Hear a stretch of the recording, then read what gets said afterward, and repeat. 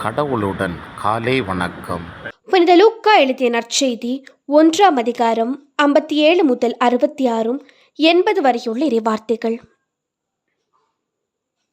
எலிசபெத்துக்கு பேறு காலம் நெருங்கியது. அவர் ஒரு மகனை பெற்றெடுத்தார். ஆண்டவர் அவருக்கு பெரிதும் இரக்கம் காட்டினார் என்பதை கேள்விப்பட்டு சுற்றி வாழ்ந்தோரும் உறவினரும் அவரோடு சேர்ந்து மகிழ்ந்தனர்.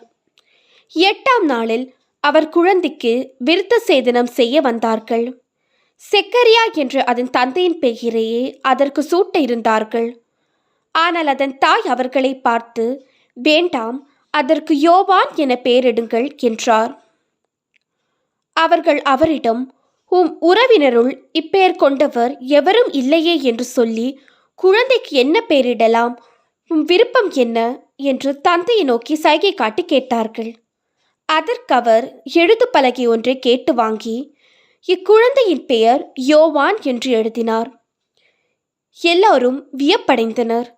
அப்பொழுதே அவரது வாய் திறந்தது, நா கட்டவிழ்ந்தது. அவர் கடவுளை போற்றி புகழ்ந்தார். சுற்றி வாழ்ந்தோர் அனைவரும் இதை பற்றி கேள்விப்பட்டு அஞ்சினர். இச்செய்தி யூதேய மலைநாடெங்கும் பரவியது.